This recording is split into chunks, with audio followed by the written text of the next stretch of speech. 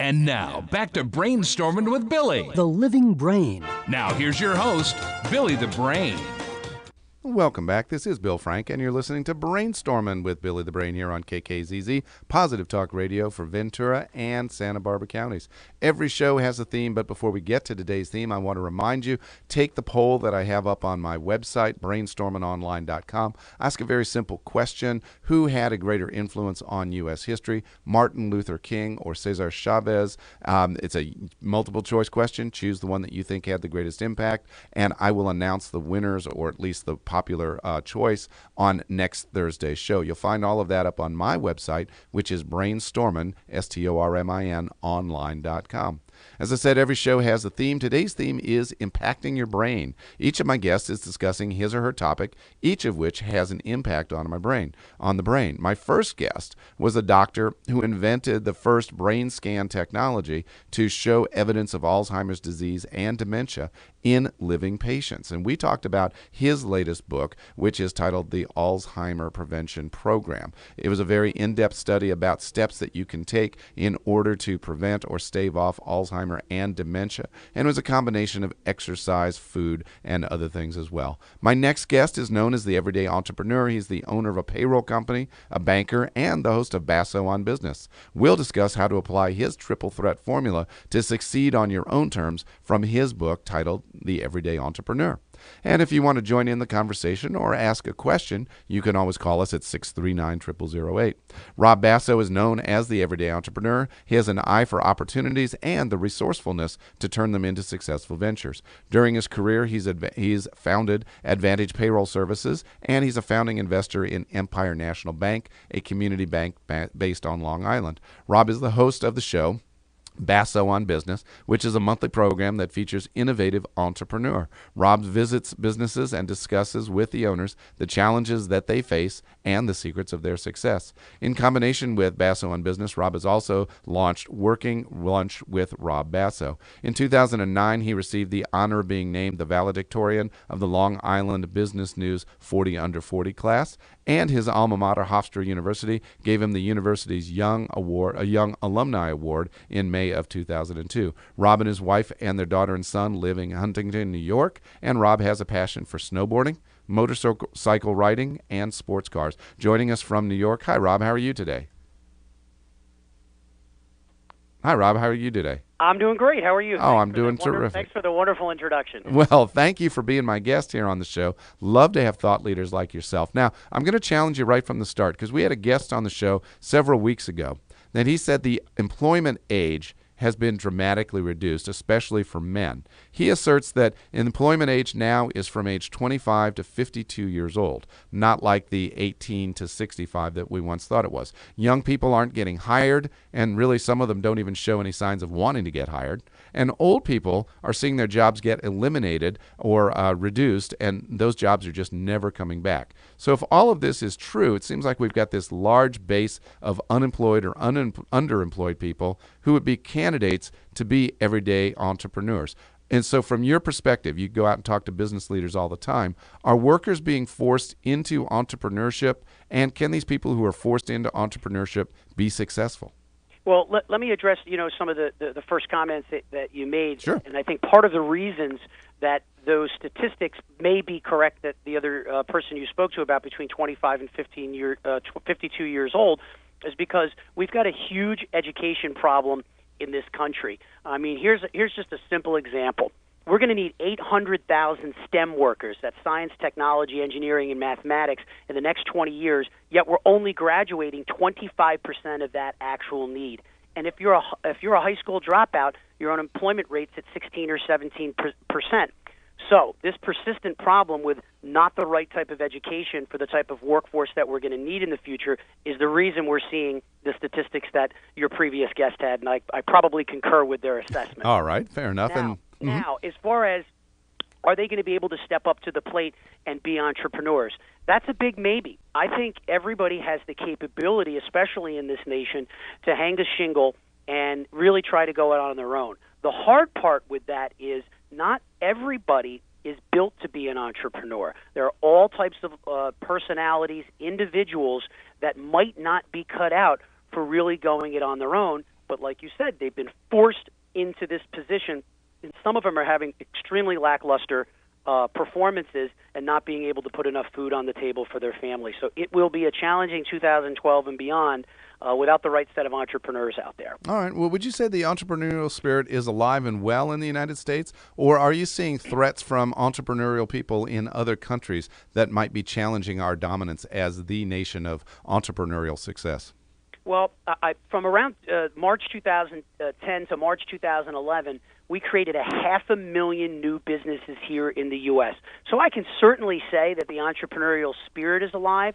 The hard part is that it's really created a problem for us because of the political landscape that's made it a lot more difficult for business owners and entrepreneurs to prosper. We've got huge problems from overseas, and not just Asia.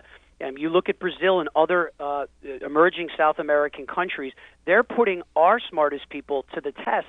And if we don't do something about it, we will be left behind. And I think this election year is going to be a very interesting year for our country to see where this part of the decade and the century beyond leads us. And I'm looking forward to all the things going on in the media. I'm going to follow them very closely, not only for the people that I serve here at my client base, but for myself personally and my family to make sure that this country's on track. That sounds good. My guest is Robbasa, author of the book, The Everyday Entrepreneur. So, Rob, you mentioned some of the challenges coming from outside of the country. What other big challenges do you see facing anybody who wants to start a business today? Well, one of the main challenges that I see is access to capital. Now, I can say when I started my payroll and human resources business nearly 16 years ago, I absolutely had a capital challenge and an ability to go out and get money. I don't want to say I got lucky.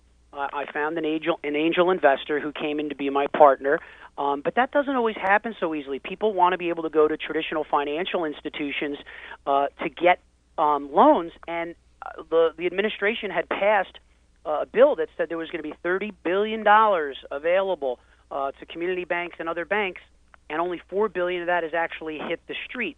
So anybody that's getting into business today will probably have a challenge funding their business appropriately, and that's one of the biggest reasons for business failure is for the lack of proper capitalization, and I think that's going to persist through 2012. What about consumer confidence and consumer spending? We just got the statistics that consumer spending in 2011 was good, which is great, but the Christmas selling season wasn't as good as many had hoped it would be. Do you think that low consumer spending is one of those obstacles to success right now in entrepreneurship? It certainly is. When 70% of our GDP is based on purchasing power of the American people, it's a big problem. It's what drives our entire economy, but obviously it creates a vicious cycle. People aren't employed or underemployed, and they don't have the funds to spend in the marketplace. I mean, years and years ago, I heard a speech by a presidential candidate, Mr. Gingrich, and he started the speech by basically saying, asking a question to the crowd, and what he said was, I want you to finish this sentence. He goes, if you can't afford to buy a house, and the crowd answered, you don't buy a house. We've and he believes that we've been sold a dream that might not be sustainable, that a lot of people that should have not been able to purchase a home unfortunately were found in a real dire strait when they realized that they couldn't afford that, and they were using their HELOCs and their home equity lines to actually spend in the economy. So we had this false sense of security for the last 20 years, all built on a house of cards, which we've seen crumble in the last 2.5 years. So it's going to be a very interesting climb out of the real estate mess, and the bigger picture is I don't think unless we fix the challenges with our real estate market and figure out a way to shore up people that are getting kicked out of their homes, I don't think that the real economic problems in America are going to be solved. Wow, the housing crisis was a house of cards. No pun intended. My guest is Robbasa, author of the book, The Everyday Entrepreneur. Apply the triple threat of ambition, confidence, and conviction to succeed on your own terms. So, Rob, what about, you mentioned the election year that's coming up, and there's certainly a lot of uncertainty about who's going to be leading the country from the year 2013 on. What about lack of confidence? Is that presenting any challenges for entrepreneurs today? Yeah, I think it's gotten better. Honestly, I think in the last 6 to 8 months, I've seen people feeling a little more confident about their ability to go back and invest in their business. At my day job, we serve about 3,000 small businesses, and I speak to them regularly, and I do a lot of public speaking on this, and people talk to me about how they're feeling about their business. I think lately things have been a little better, and I also think on the heels of a decent jobs report with a couple 100,000 jobs being created in the nation, people are starting to realize that they have to come out of their shells. I mean, I have a simple premise. If you ain't growing, you're dying. And people have to start to realize they need to invest back in their businesses, otherwise they're really going to be headed in the wrong direction to keep themselves paced in 2012. All right, Rob. So not to be a Debbie Downer, I want to present some of the positive sides or some of the advantages of starting a business today. Rents are lower than they ever have been, and historically they're down at about 15 years low. There's a lot of available space, whether it's industrial space or retail space that's out there. Wages are lower. You're going to be able to hire people because of the unemployment at a lower wage than you might have had to if we were closer to full employment. You have employees that are available on a worldwide scale. And there's a lot of money sitting on the sidelines really looking for good projects because investors are not investing it in the stock market. They're looking for worthwhile projects. You might just get lucky, as you did, Rob, and find an angel investor. Now, you practice something that's called the triple threat. You call it the triple threat of ambition, confidence, and conviction. Explain what the triple threat is and how you use it in business, if you will. Well, it's really combining those three facets of your life. You know, being an ambitious person sometimes gets looked on negatively, but I choose to look at the positive side of the word ambition. You know, being confident is one of the most important things that a brand new business owner can be, to exude their ability to be an expert or striving to be an expert in the field that they're in, and conviction, really believing in what you're doing. I see too many small business owners get started, oh, I'm going to make a ton of money in this business, and that's why I want to do it. Well, there's certainly nothing wrong with that, but I think you need to be passionate and have that conviction to really put yourself as an individual and a human being out there in the marketplace that you serve. I strongly believe that because of the convictions I had about what I was doing and how I was doing it, I attracted those types of people as clients and associates of mine. And you don't have to be a gregarious or outspoken person to have conviction. You can do it in your own way. It just needs to be shown to your client base and the marketplace. And I think anybody can do that regardless of their personality. I would agree. Just look at Bill Gates. They had the founder of Microsoft, and then the former CEO as well. He was not necessarily an outgoing person, but certainly led a fairly large-sized company. My guest is Robbasa, author of the book, The Everyday Entrepreneur. So, Rob, you've got the triple threat: ambition, confidence, conviction. Can you do it with one or two of those, but not all three of the triple threat? Can you be a success with just two of the three? I would say it's definitely a lot harder. It's hard to put absolutes on that. You know, I have seen plenty of people just get by purely on their self-confidence, but most of the time, that wears thin, and people can see through that thin veil. Since it's the title of my book, I would say you'd have a lot harder time being successful without having those three qualities in the positive nature that they're meant. All right. My guest is Robbasa. So, Rob, you interviewed a lot of entrepreneurs for your book. Some of them are famous, some not so famous. If you had to pick one, what story that's in the book really inspires you, and what did you learn from the experience of talking to that entrepreneur?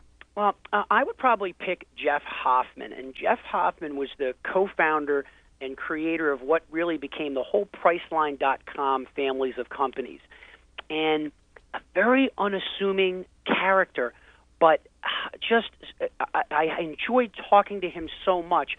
And here's one of the stories that he told me that actually plays out in the book.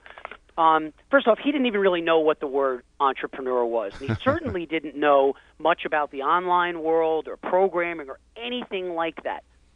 He got accepted to Yale University, and he wasn't sure if he could go because he just couldn't afford it, flat out. He couldn't pay for the tuition.